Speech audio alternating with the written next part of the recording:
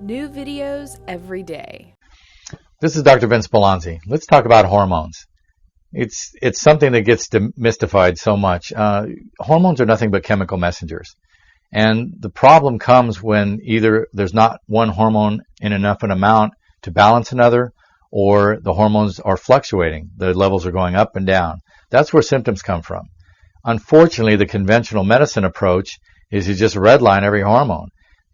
Women, for example, if they're having fluctuations in their hormones, we'll just give them a bunch of estrogen. That way there's no fluctuation. But there's so much estrogen there, it begins to cause problems. We've recently found that out because estrogen therapy actually started causing problems. It doesn't mean estrogen therapy is bad. It just means that way too much was used. You have to start looking at the ratios of one hormone to another. You have to look at how the hormones work together. All of the hormones affect all of the other hormones. If you're eating too much sugar, if you're creating more and more insulin, that's going to affect every other hormone in the body. It's going to affect thyroid. It's going to affect estrogen. It's going to affect progesterone, testosterone. Not one hormone works in isolation. So we have to begin stepping back and looking at the bigger picture. What hormone needs to be addressed? What are the ratios that are going to work the best? Don't just take a lot of one hormone and expect that you're going to fix your problems. Yes, if one hormone's low, it may be the one that needs to be addressed. But you have to look at the whole picture. And that's a little bit what I want to talk about today. We also want to talk about depression, especially postpartum depression. It affects a lot of women. And I want to mention some things that we can do for that. But when we're addressing hormones, we have to look at what happens with a hormone. Your body creates them. They go out and do some work for you. They turn something on, turn something off, cause a cycle to happen. They have jobs to do. And then they're broken down and eliminated from the body. That's the natural process. But we think we know better. So we see a hormone that's too low, we give you a whole bunch of it, and maybe it solves a few symptoms, but it causes a lot of other problems. Or maybe we decide that we're going to take a hormone and we're going to adjust just that hormone and we're not going to mess with anything else. Well, it's an interconnected web. Again, like I said, if I affect one hormone, I've affected every other hormone. So I can't just simply look at one thing and move from there. A hormone that's been very well studied recently is vitamin D. Now, originally it was thought to be a vitamin. Now we know it is a hormone. It's gone from being a pretty obscure thing that had something to do with bone building to maybe the most important hormone in the body, especially for its effects on cancer. It's designed to prevent cancer. It's pretty interesting that sunlight creates vitamin D. You start with cholesterol, and using UVB rays from the sun, being out and exposed, you make your vitamin D. So we're also afraid of being out in the sun. The problem being that if I don't get out in the sun, I don't make any vitamin D. Well, if I don't make enough vitamin D, I'm more susceptible to skin cancer. It kind of follows. I need to be careful that I get enough sun exposure so I have vitamin D so I won't get the cancer. Now, it's not you want to lay outside and damage the skin with too much sun exposure, but you need enough to make vitamin D. And for all of you that are slathering on the sun lotion and listening to the dermatologist telling you not to get any sun exposure at all, if you do just happen to damage the skin slightly, you're going to get cancer. So let's start to think logically here. You need enough exposure in the sun to make that particular hormone, or you may need to supplement with it. We do a lot of hormone testing for vitamin D. So when we talk about hormones, again, we have to look at the whole picture. You have to look at balance and ratios. You have to look at things working together. And another thing we don't want to do is just have so much of one hormone there to try to overpower the others. That doesn't work either. So there are some pretty good tests out there. We can still use blood testing to tell us one point in time. We can use hormone testing through saliva over a period of time to see what's going on. One of the most recognized saliva tests now is cortisol, which in a sense acts somewhat like a hormone. It is related. And if we can test several times throughout a day, we can look at the cycle that happens daily with that particular substance. We can look at a monthly cycle for a woman. If we use saliva, it's easier to do, and that's going to give us a much better picture than taking just one point in time. We want to see how the hormones work throughout their cycle. We want to see how the hormones work against one another. We want to see how they work with one another.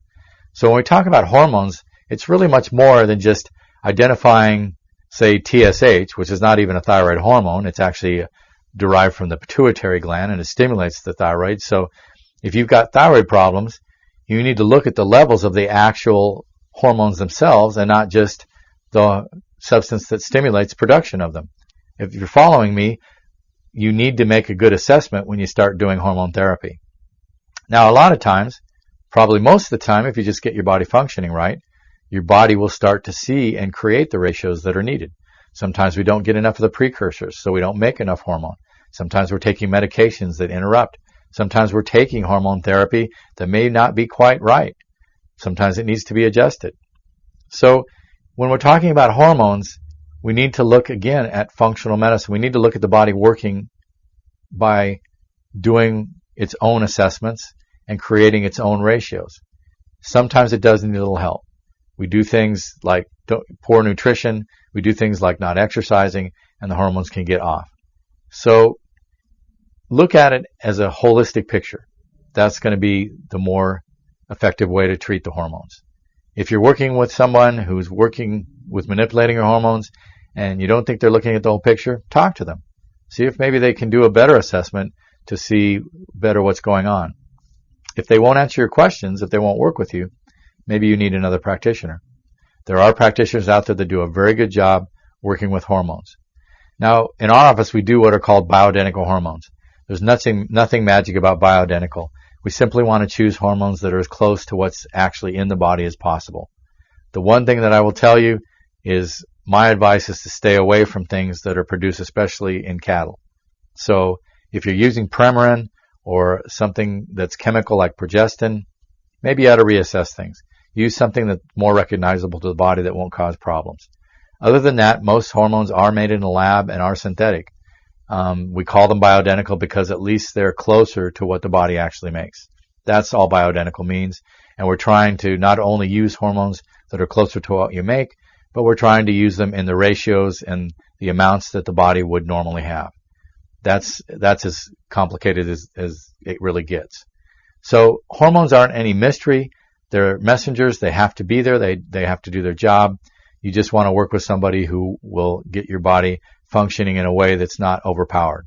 Again, I don't want the doctor or the practitioner to take control of your body. We want them to work with your body and get it to function correctly.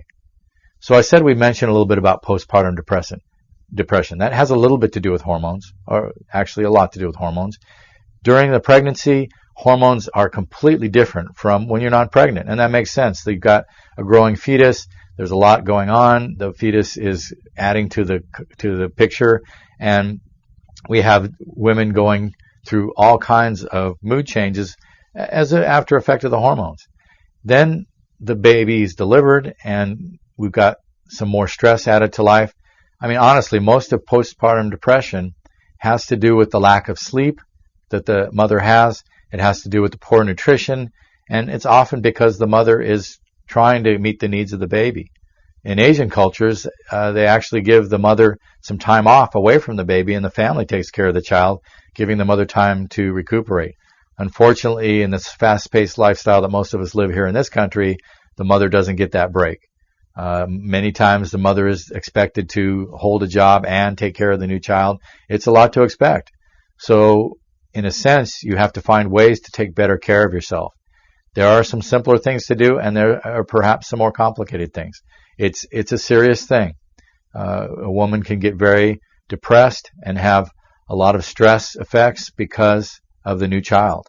And in this society, we don't take care of it the way that, as I mentioned, that they do it in other societies. So one of the first things you need to do if you have a new child, and especially if you're having some of this depression that comes from the postpartum situation, is you want to make sure that you get enough sleep and call in all the help you can. You need to make sure that you get enough rest because it's going to be really hard on your body not to get the rest. You want to make sure you're getting adequate nutrition. You're burning through B vitamins. You're in real need of the nutrients that you would get. And if you're eating a poor diet, you're just not going to be able to keep up. And this is a time when you've got added stress, added responsibilities, and a lot of things going on with your mood. So do everything you can. Consult a nutritionist. Look into having your nutrition better than it's ever been, because that's really going to help. And then we may have to talk about hormones. A hormone that can be very effective in this situation is progesterone. So a lot of women with postpartum depression find that progesterone is quite helpful. It's something you can get over the counter. Consult with somebody on how to use it. It is another hormone, even in its natural food supplement source, so you want to be careful with it. Sometimes soy can be helpful as well, but again, we don't want to use too much, so you might want to consult with somebody on how to apply these things. But some hormone therapy can be quite helpful in the postpartum depression period. But the main thing, again, is to make sure you're getting enough rest. I know the baby's getting up several times a night. You may be trying to do it all by yourself. Find some help. Do what you can to do that. Now, there are some herbs that are helpful. There's some homeopathy. There are some different approaches. Don't think that you're alone. Find somebody to help you out, because if you try to go it alone, a lot of times it can be much worse. And you just have to do everything you can to take care of yourself. I know that's easy for me to say and hard for you to do, but realize that you do need some help, even if it's just taking care of yourself, taking better care of yourself. It's hard. Don't feel guilty about the fact that the baby's stressing you out. It's gonna happen. I've had a child. Of course, I didn't do it by myself. It was a lot for my wife to handle, and I tried to help where I could. But you're going to have to ask for help. It's not a one-person job, and do what you can, again, to take care of yourself in every situation. But if you've got a new child, just realize that it is added stress. It's going to put some more responsibility on you, some more time, and it's hard to take care of a new child in some cases. So I hope that gives you a little bit of insight. Hormones are an important thing to consider. It's something that we have to look at very carefully and take the whole picture and realize that when they're imbalanced, it's going to cause a lot of problems. And it's not as simple as just throwing one hormone in there, although hormone therapy can be very effective.